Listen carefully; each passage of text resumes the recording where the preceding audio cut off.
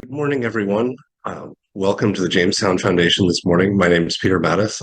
I'm the president of Jamestown, and I'm delighted that you could all take some time to join us this morning to discuss some very important developments that occurred last week in Hong Kong. Last week, a panel of Hong Kong judges, not a jury of peers, announced that 14 of the 16 cases that went to trial under the national security law resulted in guilty verdicts. Of the original 47 national security law cases, 31 pled guilty in hopes of perhaps preserving a better sentence and ultimately protecting themselves a little bit more. Also of note, I think Wednesday was the 89th day of Jimmy Lai's trial as he's continued to fight out the national security law and force the Hong Kong legal system to actually perform and to demonstrate how, in many cases, it's been corrupted by the national security law cases and how Hong Kong has been moving closer and closer to Beijing's methods. So here today we have Sunny Chung, Anouk Ware, and David Stillwell to put these developments into context. But I want to say a few words up front about why Hong Kong matters. It goes without saying that the dignity and the respect for the human rights of the people of Hong Kong matters in and of itself without any reservations or any caveats. Hong Kong is also part of the International Covenant on Civil and Political Rights, and Beijing's control of Hong Kong does not change those commitments that were made as long as we're going to pretend that Hong Kong is an autonomous or sort of special administrative region that has some say in its own governance. It's also important because Beijing committed to 50 years of Hong Kong's autonomy in the Sino-UK Joint Declaration in 1984. That after the return of Hong Kong in 1997, Hong Kong would have 50 years of an autonomous political system that Beijing would allow to sort of run its course. But I think it's important to recognize that if this is how Beijing honors its treaty commitments, then how should we understand the agreements and assurances that the Chinese Communist Party provides in private when it's not a public and international treaty? And lastly, that Hong Kong has played a pivotal role in the past as an economic gateway and an economic airlock for China during its rapid development in the 1980s and the 1990s and early 2000s. Now Beijing is using Hong Kong in somewhat different ways. And how we treat Hong Kong, whether we treat it as an autonomous entity with its own rules, its own laws, or do we treat it as a part of Beijing, is, I think, one of the key questions going forward. The national security law and its application are one of the key factors in this. So to give us some context about the events in Hong Kong, we have Sunny Chung, who's an associate fellow for China Studies and deputy editor of China Brief here at the Jamestown Foundation. He's also a visiting fellow at the SNR Agora Institute at Johns Hopkins University. And in 2019, he was one of the spokespeople for the Hong Kong Higher Institution's International Affairs Delegation. He has also testified before the US Congress, including the Congressional Executive Commission on China, on the human rights situation in Hong Kong. Second, we have Anouk Ware, who's a research and policy advisor at Hong Kong Watch, based in Washington, D.C., even though the home organization is largely based in the UK and Canada. She has written widely on China's human rights abuses and how international organizations have handled human rights.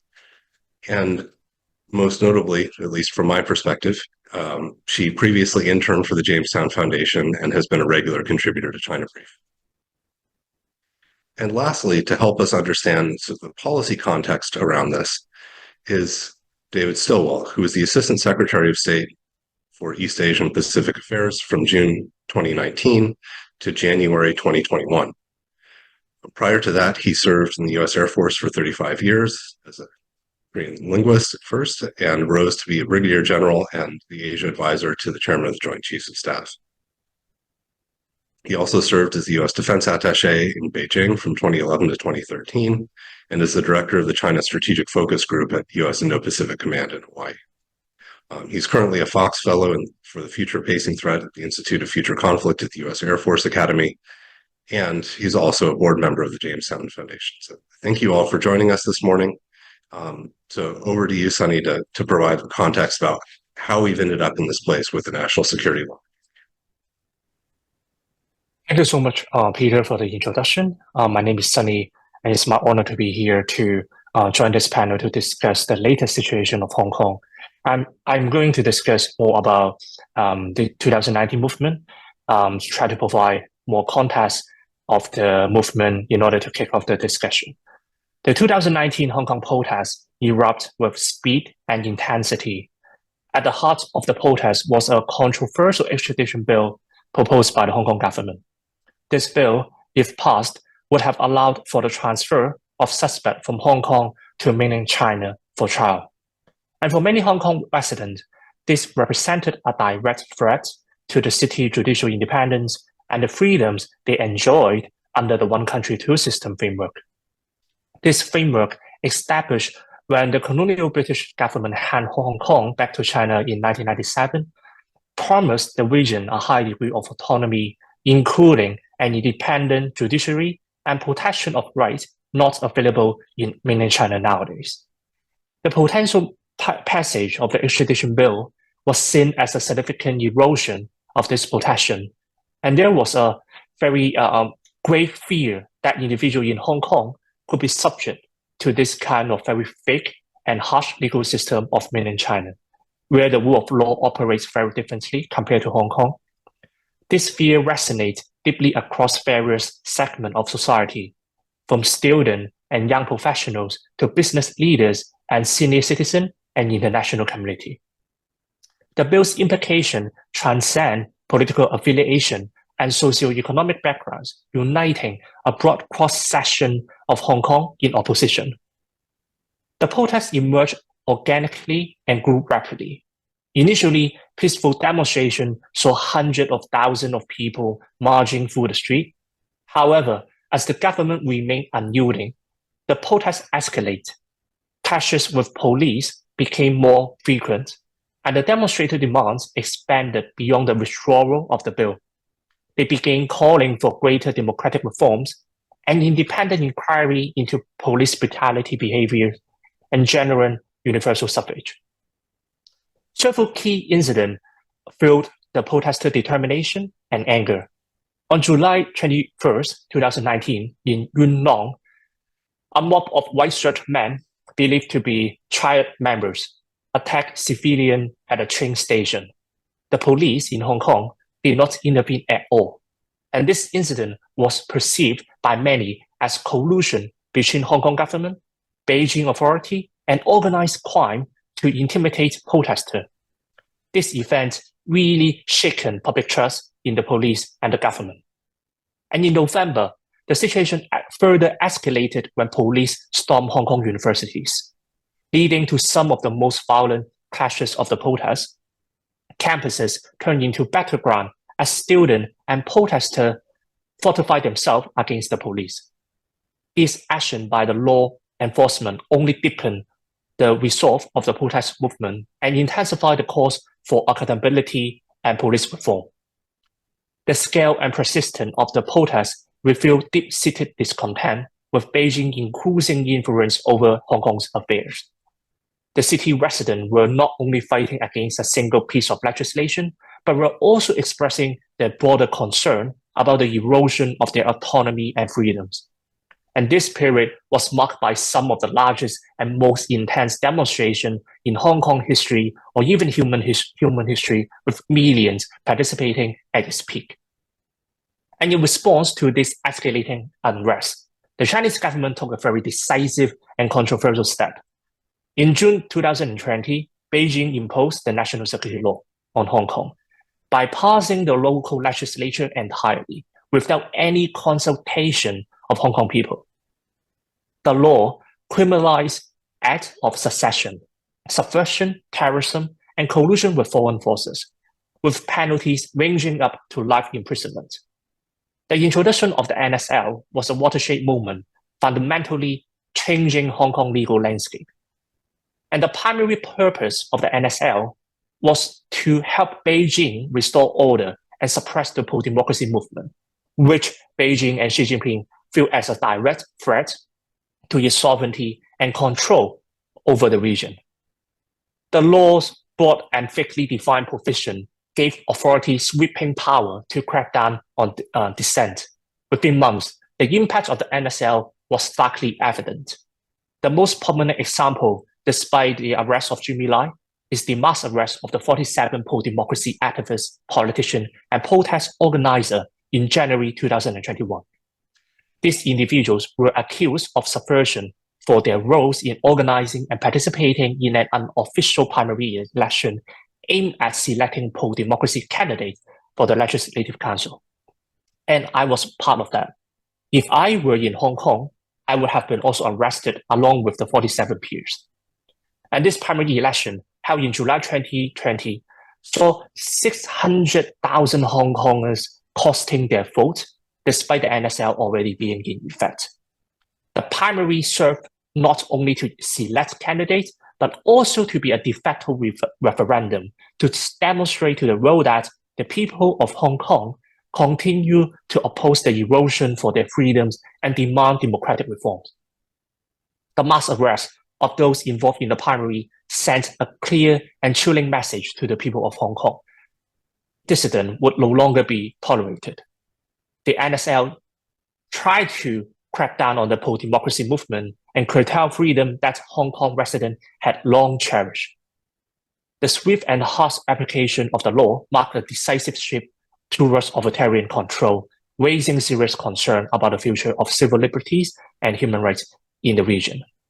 The 2019 Hong Kong protests were a profound expression of the city's collective anxiety over the erosion of their autonomy and freedoms.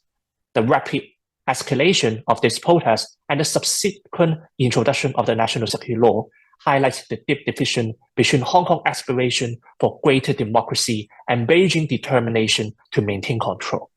The mass arrest of 47 individuals under the NSL underscore the law's role in suppressing civil society and reshaping Hong Kong political landscape.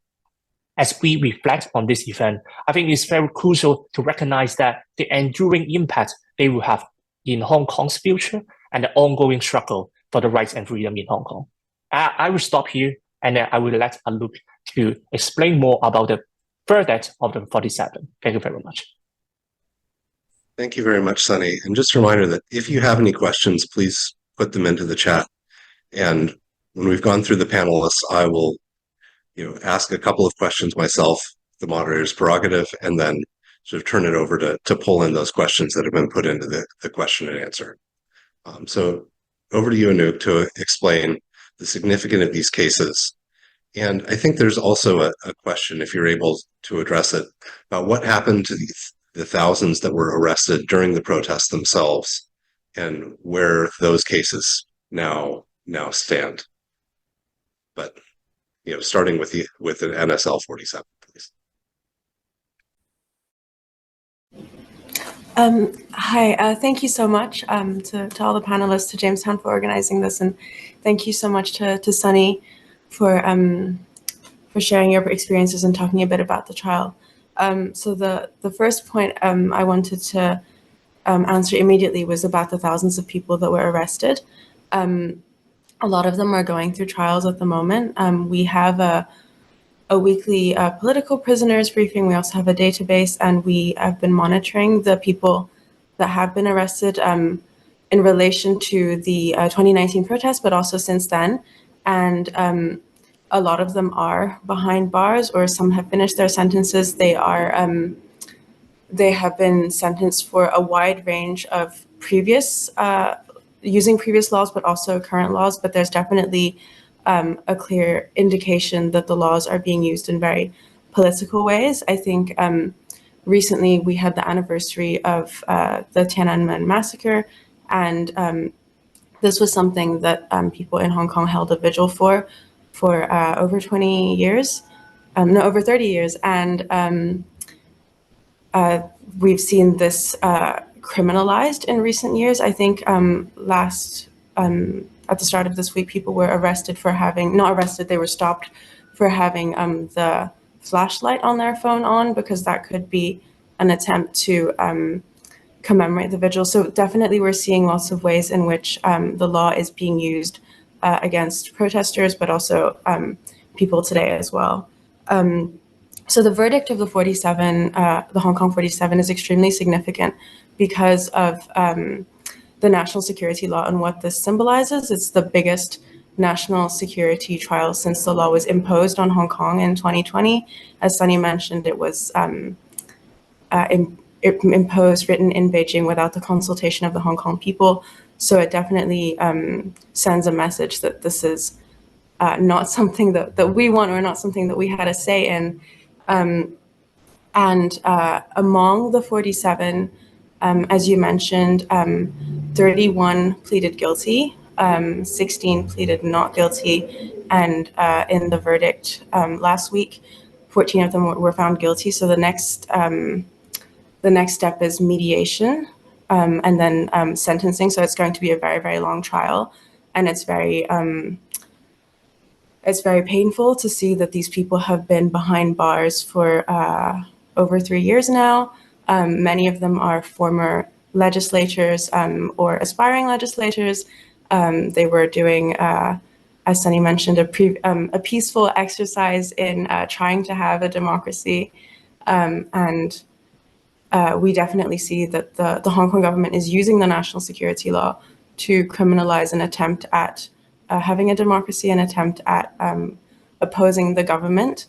And they're using very mind-bending legal logic that is unprecedented to really stretch the interpretation of the national security law to argue that they were trying to subvert the government by having their elections. I mean, you really have to stretch your imagination to understand their logic because it's so unreasonable. And I think this is also a very worrying, it's a very worrying landmark that we can see the national security law used in such an unreasonable way. There were so many problems in the process regarding denial of bail, regarding just the length of time during which these people have been behind bars, again, for peaceful activities.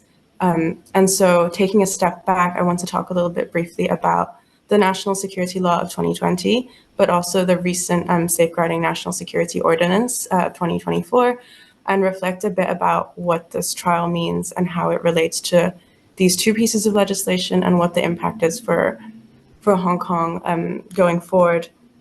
I think Sunny has covered quite a few of the points, so that was very helpful. And just to recap, the national security law has 4 core provisions, and under it, people can face up to life in prison. It's very vaguely defined, and there are a couple of very alarming provisions. So as you mentioned, having a panel of selected judges instead of a jury, having a certificate system whereby the Secretary of Justice and the Chief Executive determine whether a case is national security or not. So there's a real lack of oversight. There's a presumption against bail. There is the final interpretation of the national security law, whether it is applicable, whether something is national security or how it should apply, is in the hands of Beijing or Beijing-controlled institutions in Hong Kong. So it's been very evident in this trial, and also remarkable that this trial is the biggest case since the law was passed. But certainly one sees that there are so many ways in which the trial, in which the national security law doesn't align with international standards surrounding the right to fair trial, due process, general human rights standards, and that it has so many places where there is ambiguity and where a Beijing entity can interpret or influence any trial, and that really affects Hong Kong's independence of the judiciary and Hong Kong's high degree of autonomy, because there is such an institutionalized, ingrained way in which Beijing can have an influence on not only the rule of law, but since the law is so vague and politically useful to the regime, also to political life, public life, civil society, and so on, because that's also a way in which Beijing can have a very significant influence. the 2024 Safeguarding National Security Ordinance complements the national security law in the most uncomfortable use of the word complement. It includes new provisions, which also allow up to life in prison, and something that is very significant in the and I mean there's a lot more to say about the two pieces of legislation that I cannot cover in detail, but one thing I want to highlight is that the new legislation introduces the 2014 Xi Jinping definition of holistic national security, which is a concept of national security that includes a very wide number of concepts that are not normally included in national security, to the extent that you could apply it to public life, culture, education, kind of ideas about what the people are. And this just means basically that the national security law can be applied even more broadly. And when introduced in Hong Kong, it means that these pieces of legislation can be applied very broadly to a big part of life that would not be normally considered national security, not aligned with international standards, but also through the lens of Beijing's understanding of national security and what might be a threat, like Chinese statehood, Chinese identity, and so on. So going back to the trial of the 47 and the current situation in Hong Kong more broadly, I think it's evident that the human rights landscape and the legal landscape is very pro Beijing, because the new legislation can be used to criminalize activities that are considered government opposition, whether they are, even if they are peaceful, even if they are completely reasonable things that one could do in other jurisdictions or that one could previously do in Hong Kong. And I think this has been criticized very extensively by different UN bodies, by different states, and it greatly impacts Hong Kong's high degree of autonomy and the independence of the judiciary, because there is essentially this infinite capacity for Beijing to determine that something in Hong Kong is a violation of national security in some way, and therefore that they want to punish these people, put these people behind bars, use a range of new legislation, but also repurposing old legislation. And I think this is a backdrop for a lot of the changes in Hong Kong. Again, undermining its high degree of autonomy alongside other reforms like the electoral reforms that also put in place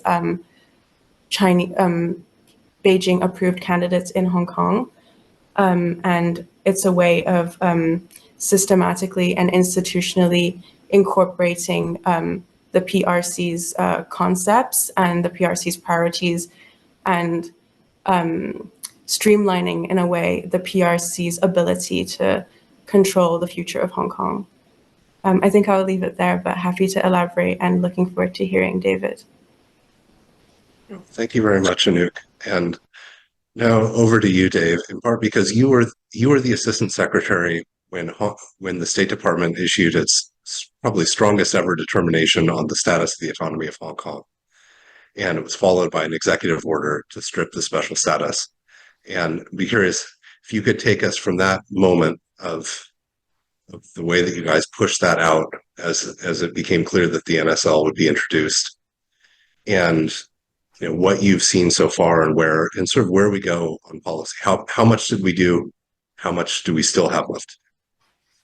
Happy to. Let me just blanket start by saying that everything the difficulty in actually doing anything profound was anything we did to punish Beijing would also harm Hong Kong Democrats. And then there was a third party, of course, that was American business interests in the region. So it was, there were a lot of things we did during Trump administration, like closing the Houston consulate, that were easy. The second and third order effects were not as impactful. This one was hard. Let me just back up a little bit by noting that we had this annual certification that Hong Kong was by and large autonomous. And if you look at those certifications over the years, And as the PRC continued to squeeze Hong Kong over time, you could see that the words relating to that determination got squishier and squishier and squishier. And so, but it was still a major step even after the NPC and the CPPCC, if you remember that in March of 2020, made it very clear that they were going to do this. And we took them at their word. And so, not only the Hong Kong Policy Act, but then the more recent Human Rights and Democracy Act gave us a lot of latitude to take action to punish Beijing, but again, without doing too much damage to the Democrats in Hong Kong, to sort of give them space to, if possible, preserve their space or maybe even walk it back a little bit. And what you saw was, number one, and even given the national security law and all the rest, it was a hard discussion about whether we determine the continued autonomy or not. And so, as you said, that was the number one thing, is we just said, you know what, we can't maintain the facade any longer. It is not autonomous.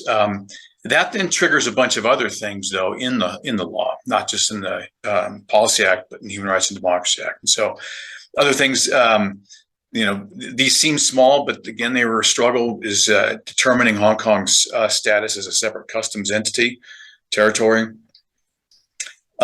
We did go after individuals, Carrie Lam specifically, and others for their role in the loss of autonomy.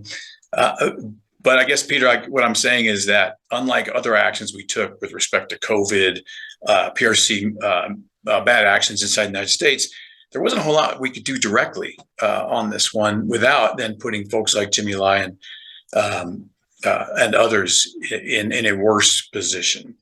And this is the difficulty in a democratic system and in executing policy. Sometimes you've got just a clear field and you can run it as hard as you want. And sometimes you're going against political considerations in the region and in the United States as well. And so you can't overstate the dilemma of trying to at once make it more difficult for the PRC economy to continue this, basically free access to Western finance in Hong Kong, while at the same time not injuring major American financial and economic interests in Hong Kong. And so then to your question about what's the future, have we stalled there or have we continued to march down that path? Again, the same difficulties we faced in the Trump administration are being faced by the Biden administration. And that takes you away from a symmetric response where you go directly at them for things. Hong Kong. I mean, here's one that we really struggled with was the Human Rights and Democracy Act, to which the PRC is a signatory, says that you cannot restrict people from emigrating. People who don't want to live in your country anymore, you should allow them to leave. And you remember 22 Democrats jumped on a boat and then were arrested fleeing the PRC, going away from China for the crime of illegally entering Chinese waters. We tried our best to use information warfare to show the irony or the problematic language there. But again, symmetrically, there wasn't a whole lot we could do. So asymmetrically, we did other things like the South China Sea Declaration, basically aligning U.S. policy with the International Tribunal from 2016, and a number of other things that we could talk about.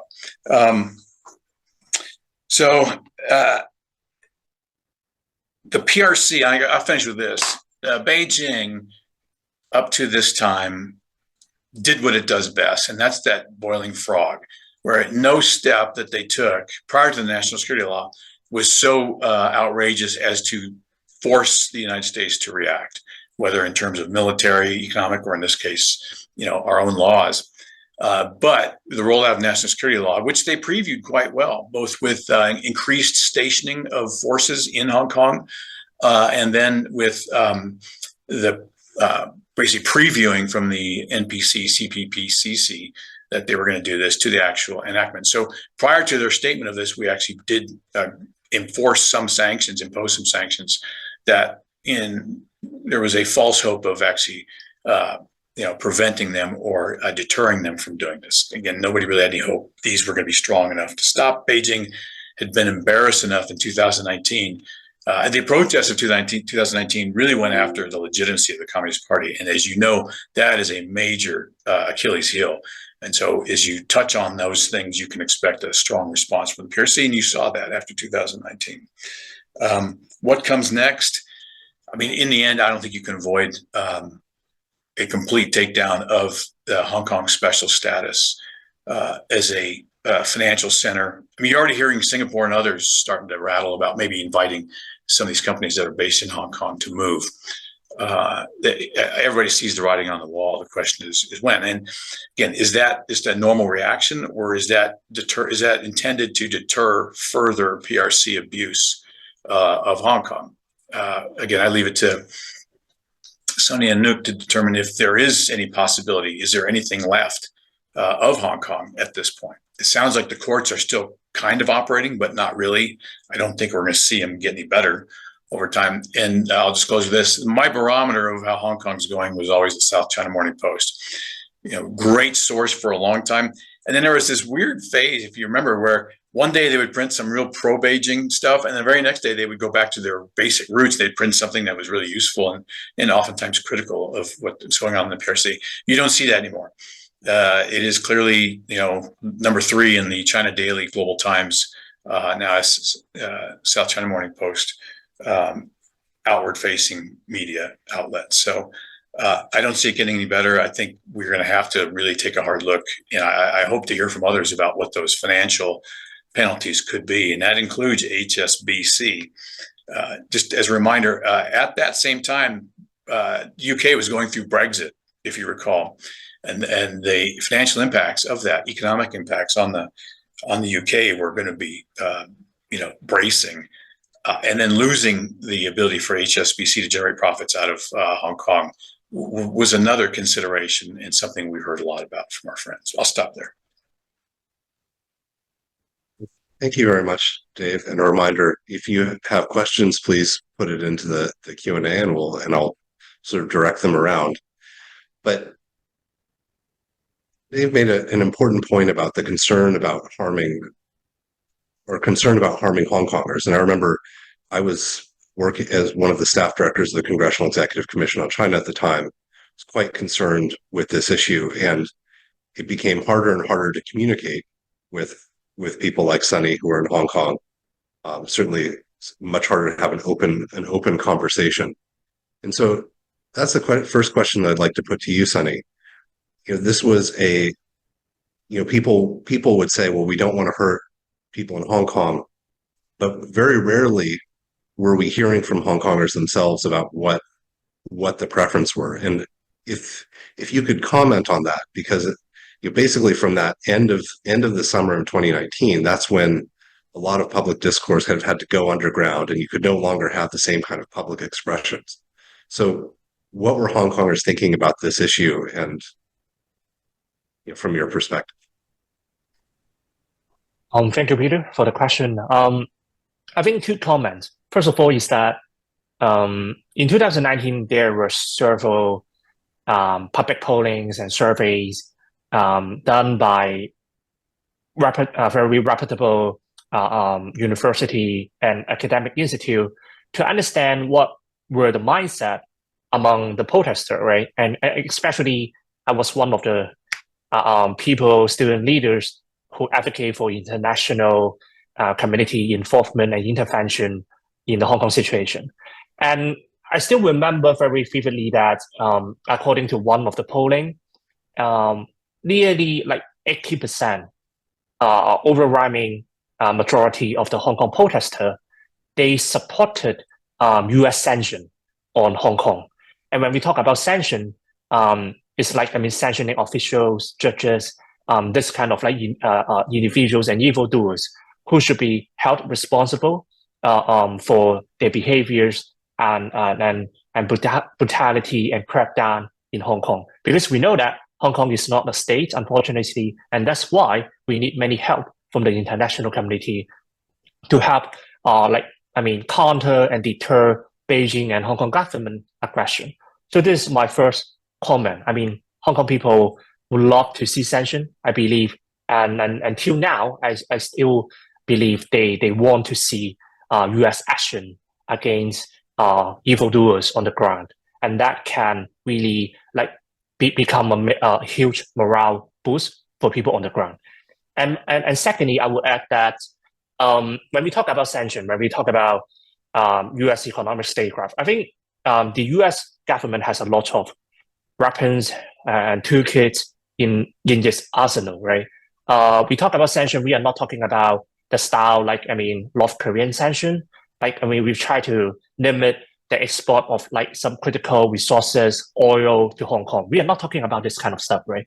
We are talking about more about like individual sanction and something regarding the financial institution in Hong Kong right now. Because after the Russian invasion of Ukraine, we saw that how Hong Kong has been assisting China or even Russian, some Russian tycoons or the Russian government in many direct ways to ship semiconductors for military purposes. And after the erosion of Hong Kong political autonomy, no one really hold Hong Kong government accountable because, the Legislative Council becomes a rubber stamp, and then local democracy lawmakers exist right now. And then Hong Kong government can do whatever they want. And we see that in many examples, like the Greater Bay Area. We see Hong Kong being absorbed in the Chinese government national strategy, trying to help China to promote BRI, try to attract more FDI, foreign direct investment, and try to also contribute in terms of like technological transferal of technological know-how for Greater Bay Area, this kind of initiative. So when we see the pattern of how Hong Kong being used and weaponized for the greater good for Xi Jinping or even Putin, so I think there's without doubt that people want to see Hong Kong financial system can be sanctioned or at least being held accountable. And especially when President Biden and Blinken and Yellen, Secretary Yellen, have been reiterating that they will hold China accountable for what they have done for Russia, but I don't see any discussion related to Hong Kong. Why don't put Hong Kong into the calculation when we talk about trying to hold China behavior accountable? So I will stop here, and just my long story short, I think many things could be done. And when we talk about sanction, Hong Kong people are actually quite receptive about that. So, Anu, to move to a question about the national security law, right? It had, when it was announced, it had some pretty dramatic extraterritorial provisions that, in fact, in some sense, given what we're talking about here, that we would all be conceivably be subject to those. And the ordinance, as you put it, aligned it with comprehensive national security or holistic national security.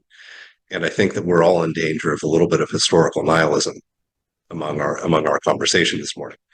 So, what is have the extraterritorial provisions been explicitly used yet? And what is the status of Hong Kong's extradition agreements, right? Because to the extent that China has had them, they've mostly been informal ones, like the one that was just publicly ended by Australia. But Hong Kong itself, as a legacy of common law system, did have a number of functional extradition agreements. And so how do you think these two things play together, and what are the sort of the reasonable concerns?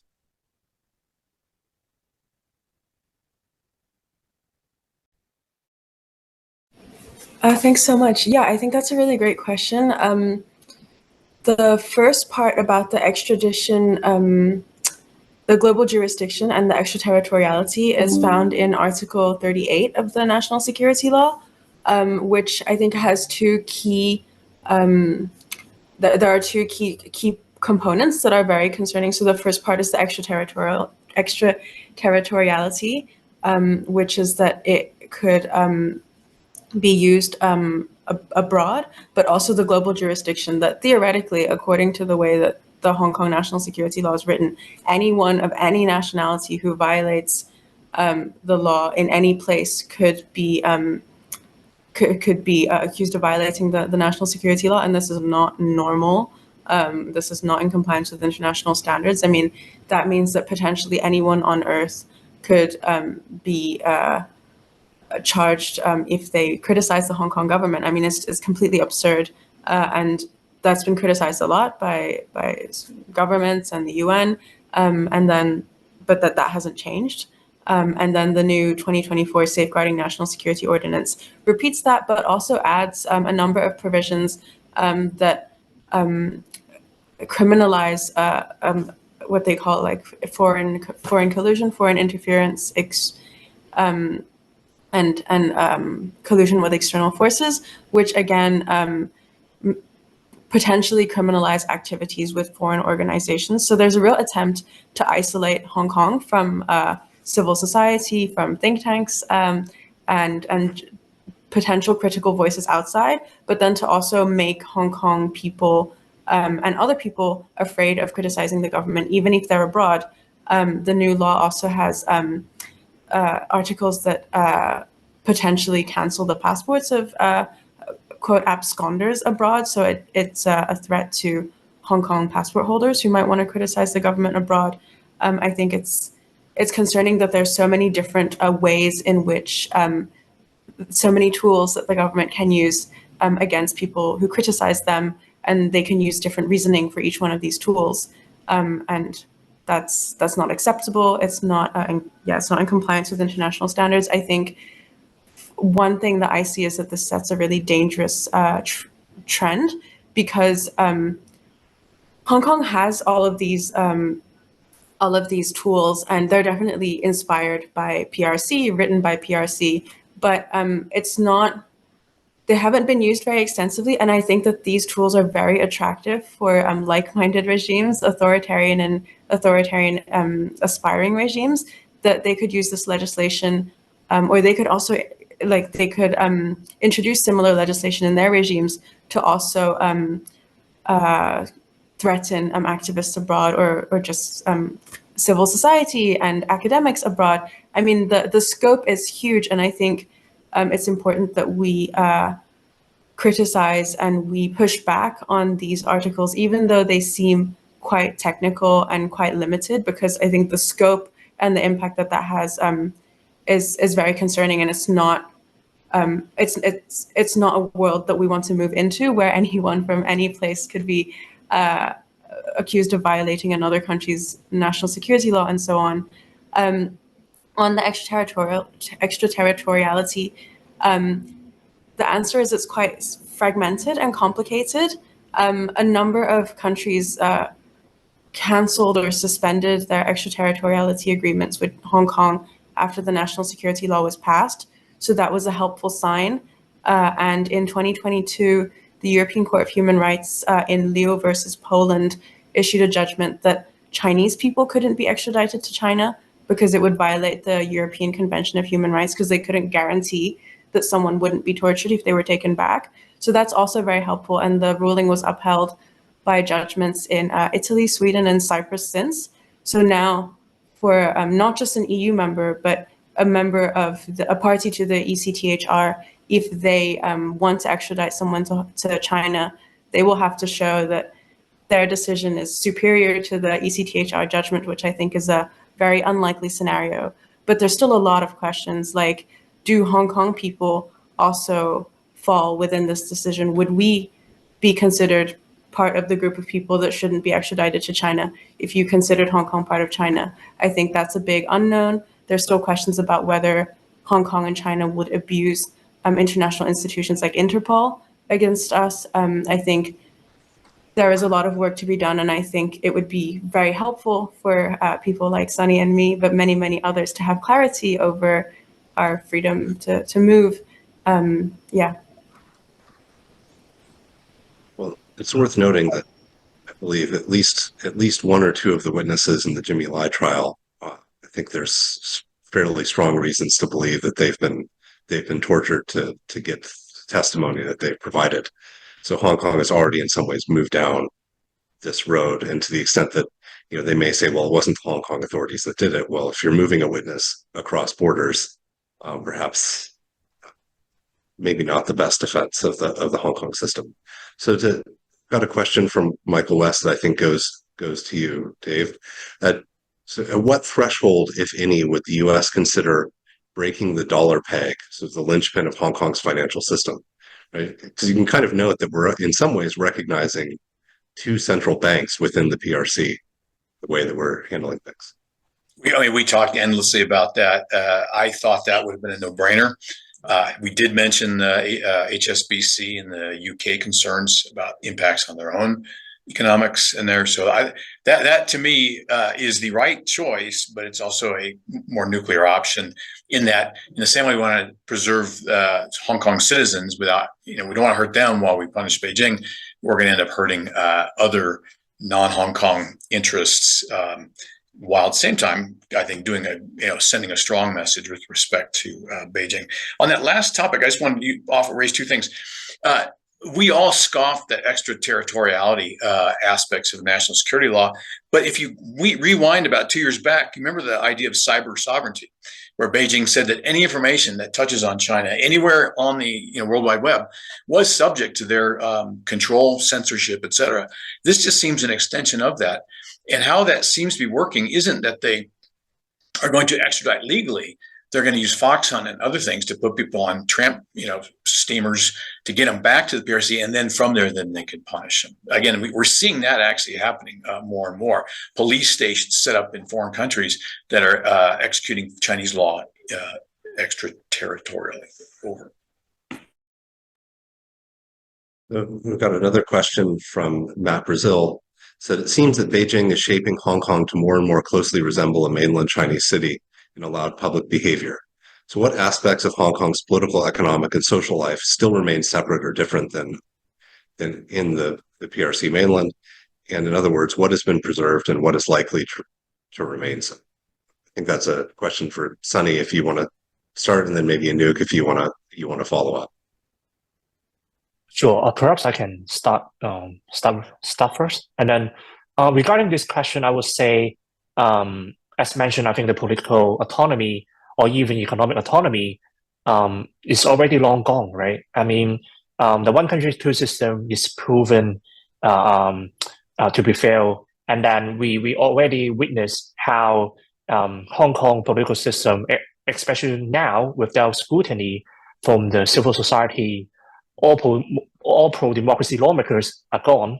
Pro-democracy media like Jimmy Lai, Apple Daily are also gone. And then without any scrutiny, I'm highly skeptical how autonomous Hong Kong government can be when they have to make a political or economic decision. And especially when we talk about Hong Kong financial system, regardless of what US action is, Chinese government is already trying to replace Hong Kongers with mainland Chinese in major private sector companies.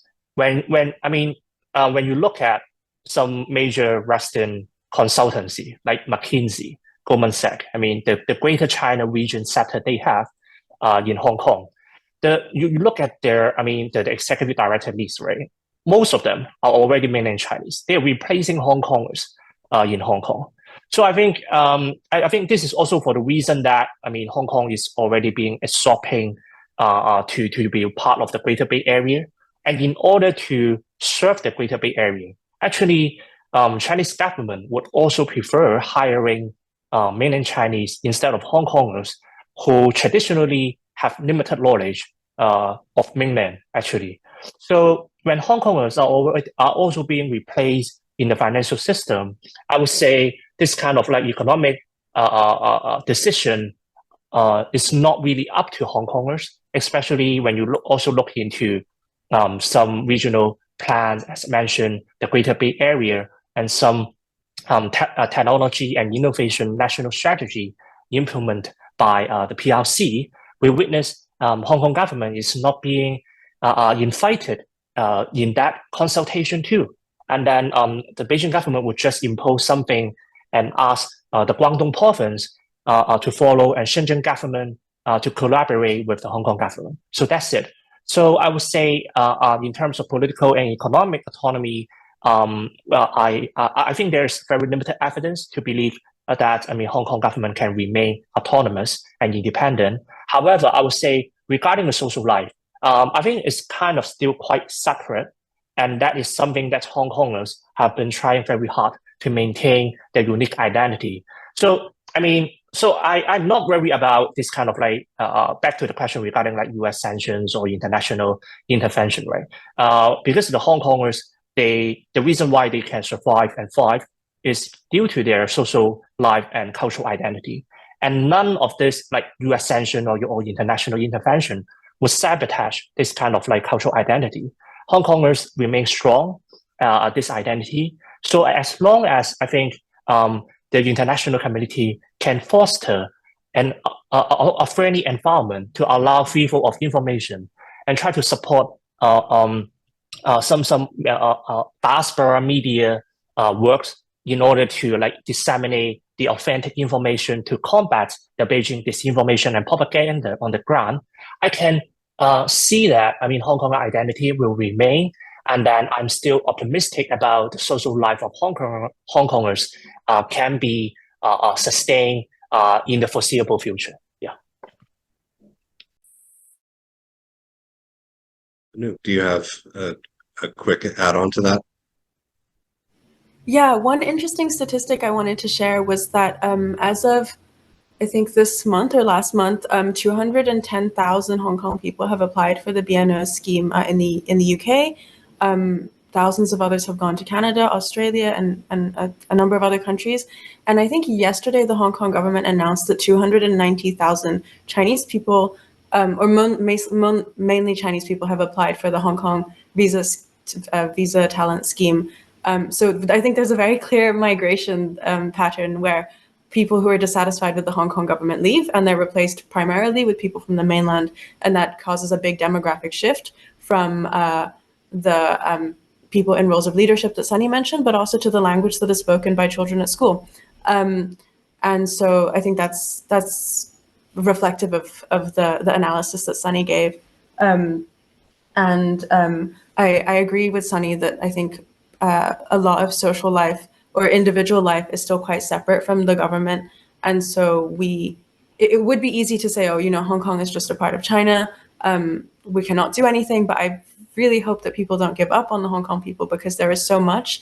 And I mean, just this week, we saw there were so many people that were still going and doing much more subtle things, but still trying to find ways to commemorate the Tiananmen massacre. And the stakes are very high, and they have to do subtle things, creative things, and they still do it. And I think we need to see that, and we need to support people wherever we can. Thank you. And actually, just to go back to something that Dave said about the South China Morning Post being a barometer, because we've already seen the sort of the CCP-ification, if you will, of government propaganda or of sort of their information service.